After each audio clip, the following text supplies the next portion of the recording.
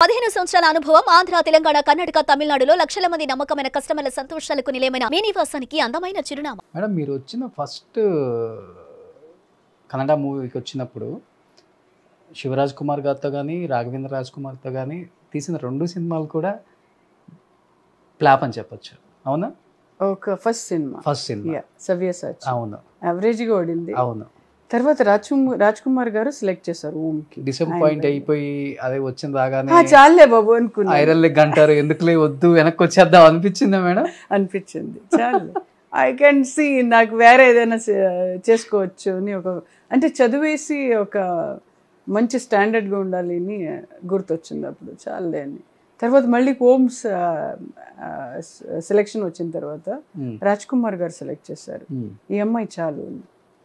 ఇదేంట్రా బాబు మళ్ళీ ఒక హీరోయిన్ మళ్ళీ తర్వాత చూద్దాం, రెండోది కదా ట్రై చేద్దాం. ఈ సినిమా ఆడకపోతే I have decided my mind. ఇప్పుడు కూడా అది సిల్వర్ జూబ్లీ. నా లైఫ్లో సిల్వర్ జూబ్లీ అంటే ఏం తెలియదు, గోల్డెన్ జూబ్లీ ఏంటంటే తెలియదు.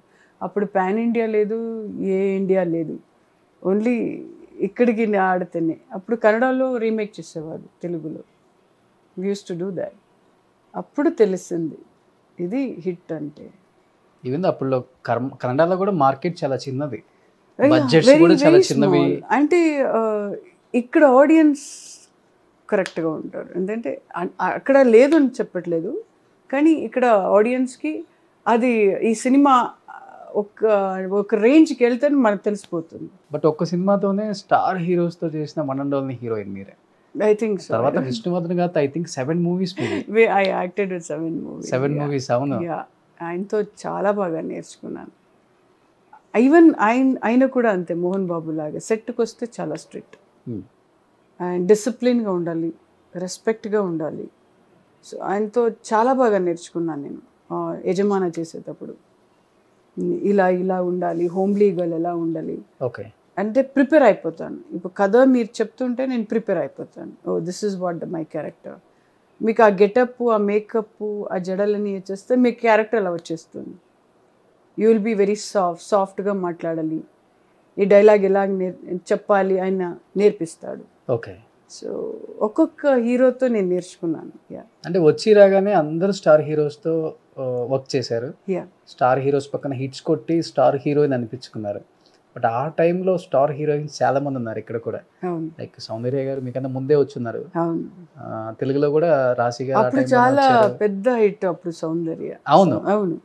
ఎవరు మిమ్మల్ని కాంపిటేటివ్ గా ఫీల్ అవ్వలేదా మేడం? సౌందర్య కాంపిటేటివ్ మీకు ఆ టైంలో కన్నడలో? కన్నడలో అంటే ఆవిడ ఎక్కువ కన్నడ చేయలేదు.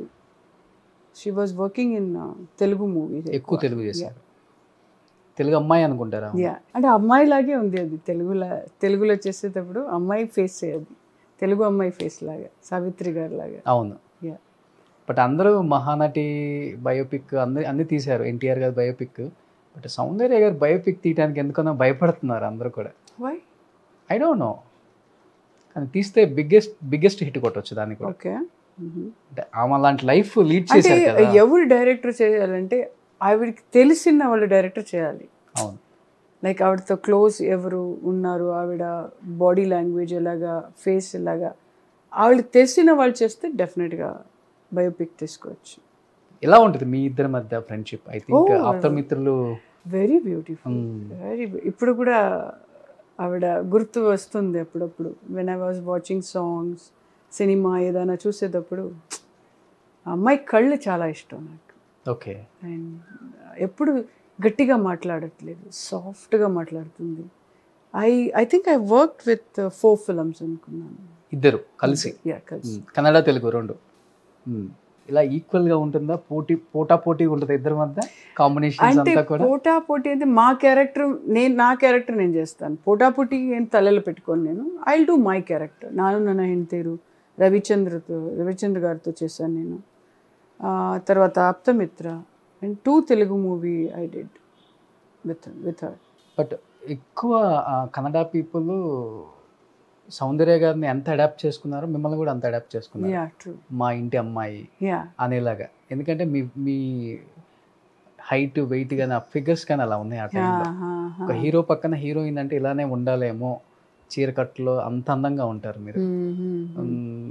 మీ ఇద్దరు ఆన్ స్క్రీన్ ఓకే, కానీ ఆఫ్ స్క్రీన్ ఎలా ఉంటుంది మేడం? బయట మాట్లాడుకునేది బయట మాట్లాడి తెలుగులో మాట్లాడుకోరు అస్సలు లేదు, కన్నడ. వెనెవర్ ఎప్పుడైనా ఆవిడ ఎక్కువ మాట్లాడు. అవునా? యా, ఎక్కువ. అప్పుడు నేను షూటింగ్ చేసేటప్పుడు ఎక్కువ, మా ఆప్తమిత్ర చేసేటప్పుడు ఎక్కువ మాట్లాడింది నాతో. వి యూస్ టు సిట్, నేను విష్ణు గారితో సౌందర్య అందరూ ముగ్గురు జోక్ చేసేవాడు, కూర్చేవాడు మేము. సో అప్పుడు ఎక్కువ మాట్లాడింది ఆవిడ. మంచి ఫ్యామిలీ ఫ్రెండ్స్ కదా మీకు? యా యా, ఇప్పుడు కూడా డే వన్ నుంచి. యా, డే వన్ నుంచి. ఇప్పుడు కూడా హస్బెండ్ ఫోన్లో మాట్లాడుతుంటారు నాతో. ఓకే. యా. వాళ్ళ మదర్ ఫాదర్ ఏం చేస్తున్నారు మేడం ఇప్పుడు? అంటే వాళ్ళ మదర్ ఫాదర్, నేను ఇండస్ట్రీకి వచ్చేటప్పుడు 96లో వాళ్ళ ఫాదర్ చచ్చిపోయారు. అప్పుడు అపోలో హాస్పిటల్లో. వాళ్ళ మదర్ రీసెంట్గా ఒక 2 years 3 years ఓకే చచ్చిపోయారు. బెంగళూరులోనే ఉన్నారు. బెంగళూరు ఆర్టీ నగర్లో. ఇప్పుడు ఆయన ఏం చేస్తున్నారు? రఘు కదా ఐ థింక్ ఆయన వర్క్ చేస్తున్నారు సాఫ్ట్వేర్లో. ఆయన మళ్ళీ మ్యారేజ్ చేసుకొని యా. కిడ్సా మేడం ఆయనకి? 2 పిల్లలు ఉన్నారు. అమ్మాయిలా? అమ్మాయిలు. ఓ, మళ్ళీ సౌందర్య గారు పుట్టారు అయితే.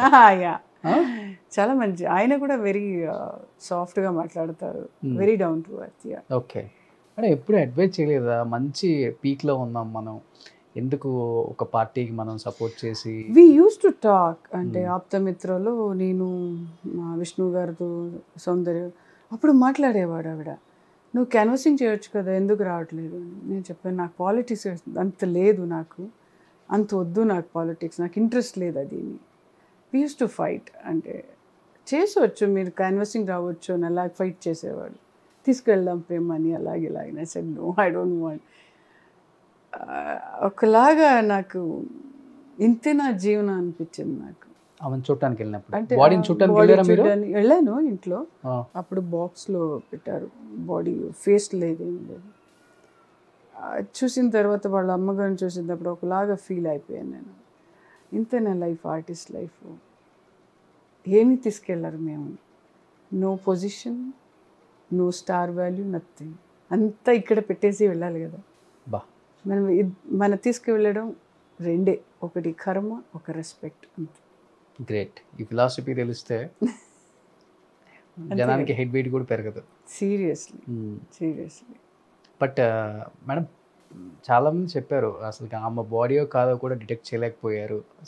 ఆమె హ్యాండ్కి ఉన్న వాచ్ని చూసి ఇది సౌందర్య గారి బాడీ ఏమో అనుకొని తీసుకొచ్చారు అని కూడా అన్నారు అప్పుడు. అవును అవును. యా, వాళ్ళ అమ్మగారితో నేను మాట్లాడానప్పుడు, వాళ్ళ అమ్మగారు అస్సలు ధైర్యం లేదు మాట్లాడడానికి. She used to cry. అస్సలు ఫస్ట్లే వాళ్ళ అమ్మ ఎప్పుడు కూడా ఎవరితో మాట్లాడదు. ఇంకా వాళ్ళు మాట్లాడితే ఇంకా ఏడిపిస్తారు, నాకు వద్దులే అని సైలెంట్ అయిపోయాను. ఓకే. ఎందుకంటే మాటలే రాలేదు ఆ రోజు నేను అమ్మాయి ఇంటికి వెళ్ళేటప్పుడు. వెళ్ళంగానే లోపలికి వెళ్ళంగానే బయట 2 ఫోటోలు పెట్టారు. అది చూసేరతనే నాకు ఒకలాగా అప్సెట్ అయిపోయింది. ఓ, బ్రదర్ది అండ్ సౌందర్య బయట పెట్టారు. సో ఎంత అమ్మాయి పోయిందా అని. ఎంత అందంగా ఉంటారు. ఆ ఫేస్ ఇప్పుడు కూడా అదే అలాగే ఉంది నాకు ఆ face. We use to fight, we use to joke సెట్లో. రామరసం తాగేవాడు సెట్లో. ఓకే. ఏం అవదు, తాగు అని చెప్పి. నాకేమో ఒక ఏమో తాగితే ఇలా అయిపోతుందో అలా పోతుందో ఒక ఇమాజినేషన్ అయిపోతుంది కదా. ఏమవుదు, తాగు, నువ్వు ఇంత తాగేవాడు, నేను, సౌందర్య, విష్ణు సారు అందరూ.